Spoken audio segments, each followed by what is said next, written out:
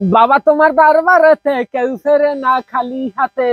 ভণ্ড বাবার মাজারেতে সিদ্ধি টানে পুতিনিয়ত। গাঞ্জা টানে সিদ্ধি টানে নাচ গান ফুর্তি হয় মাঝারেতে মাজারেতে। সেই মাজারে কারা বলে আন্দোলনে না। দৌড় আমি ওর ভান্ডারি কেন নিযুক্ত হইলাম কা? আমি নিজেকে এখন ওই যে ভান্ডারি বাবার মাজারের মানুষের মতো মনে হয় চাললাম। কোনো বিলে করা যাইবে না। এই ভান্ডারি এই যে মাজার এগুলা দেখা যায় সেরেকি সেরেকি। আরে ভাই আমনে আমি মুসলমান হইয়া এক আল্লাহতে বিশ্বাসী, আমরা কেন ওই রোমবার মাজার বিশ্বাস করব? মাজার কি? মাজার কি? মাজার কোন রোমবাড়া? ওখানে নাচ গান হয়, ফুর্তি হয়, ড্যান্স হয়, তারপর দেখা যায় পার্টি হয়। এই রকমের ডলন্তি হয় হাঙ্গ দিন। হেইয়া হইছে যাইয়া মাজার বড় বড় চুল রেখা।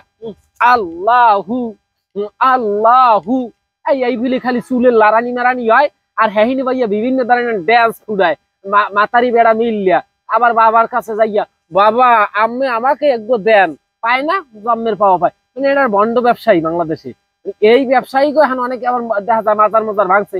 আর ব্যবসায়ীকে তো দেখা যায় অবস্থা করুন, এক ব্যবসা বন্ধ। আবার কোটি কোটি কোটি কোটি টাকা ওড়ে মাসে, প্রত্যেক মাসে। মানে মানুষ কতটা বলদ হইলে হয়নি যাই আবার দান করে।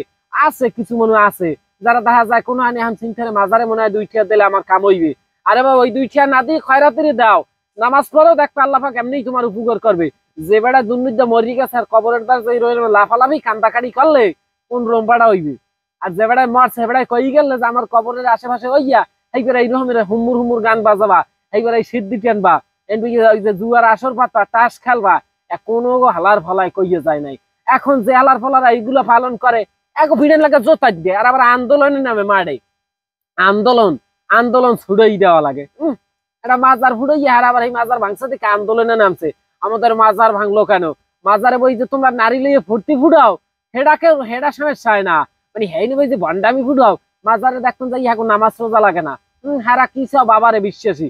বাবারে বিশ্বাসী নামাজ রোজা ছাড়া তোমার বাবারে বিশ্বাসী। তোমার বাবা যাই তো 5 ওয়াক্ত নামাজ রোজা করছে আর তোমার নামাজ রোজা লাগে না, তুমি বাবারে বিশ্বাসী, এই লিগে তুমি জান্নাত পাই যাবা।